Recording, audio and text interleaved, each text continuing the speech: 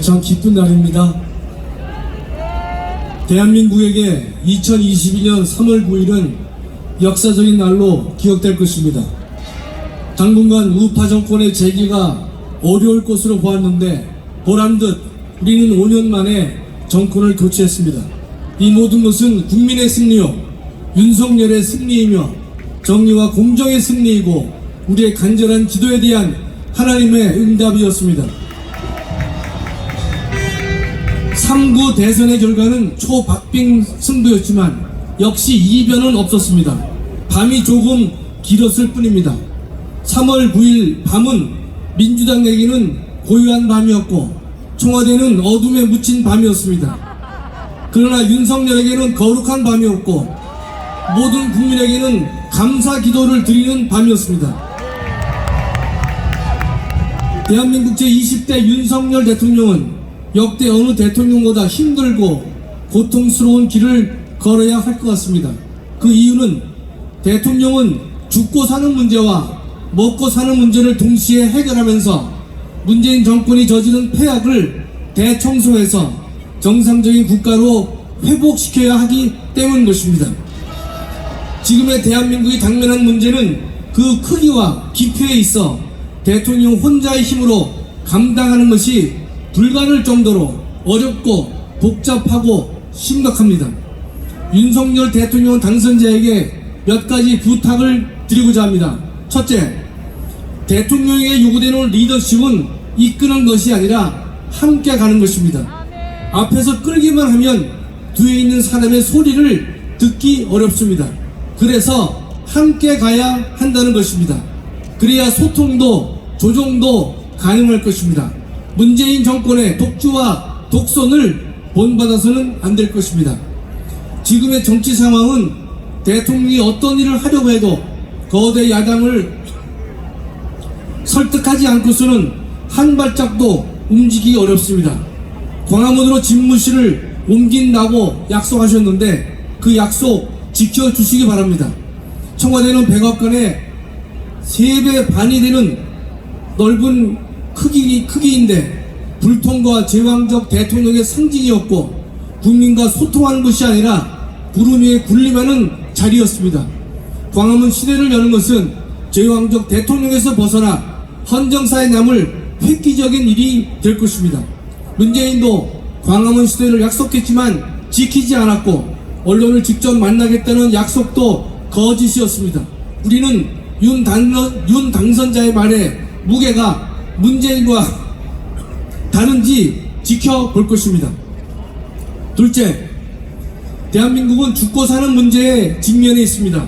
외교와 안보는 지난 5년간 골병이 들었습니다. 한미동맹은 형식적 동맹으로 전락했고 한일관계는 역대 최악으로 추락해 있습니다.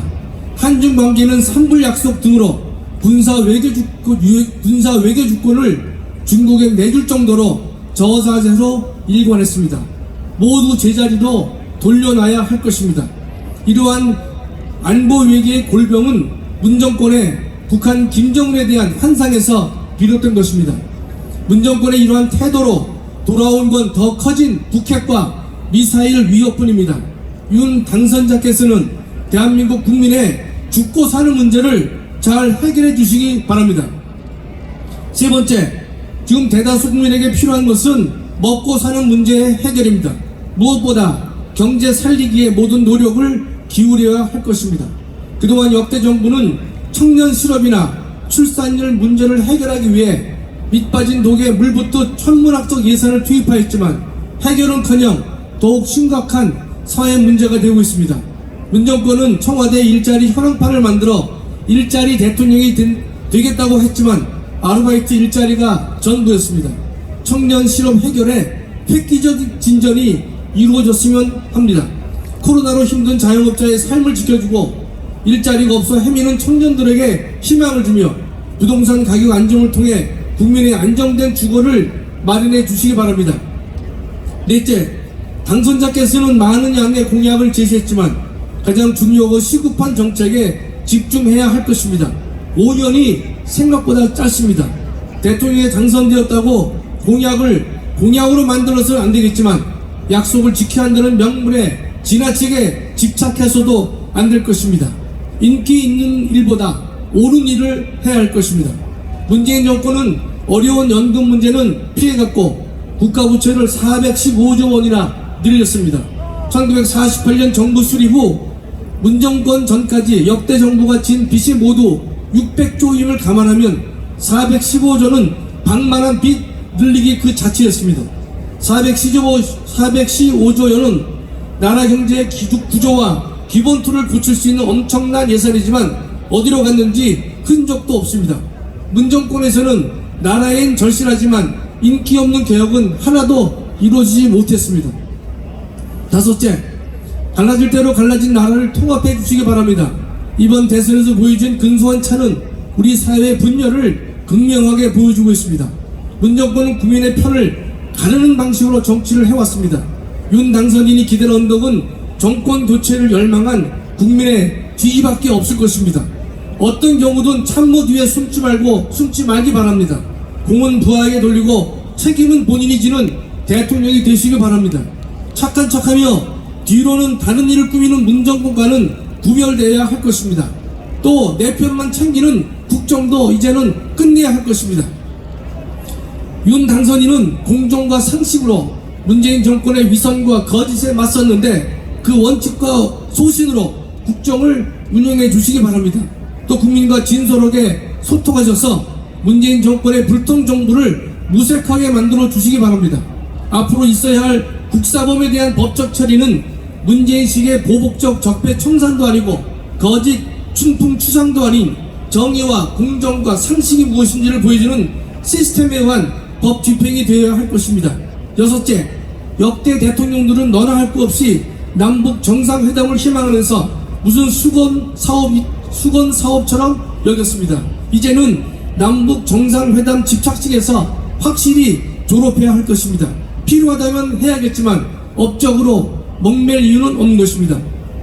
존경하는 윤석열 대통령 당선자님, 대한민국 국민은 윤 당선자의 타협하지 않는 소신 행보에 열광했고 공정과 정의가 무너진 헌정 질서에 공정과 정의를 회복해달라고 윤 당선자를 불러냈으며 대통령으로 만들었습니다.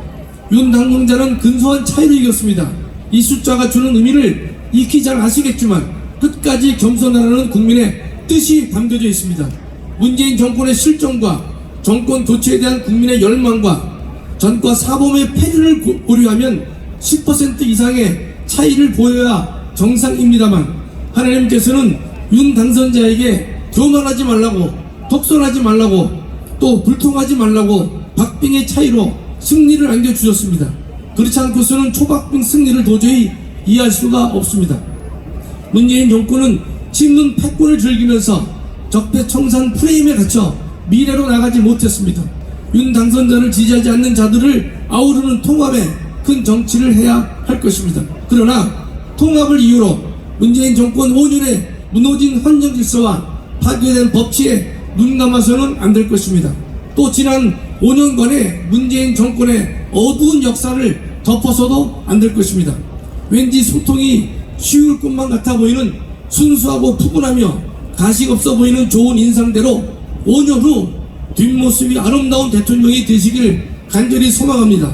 또 미모의 김건희 여사의 K-패션이 전 세계로부터 주목받게 되기를 기대합니다. 윤석열 대통령의 당선을 진심으로 축하드립니다. 감사합니다. 네, 감사합니다.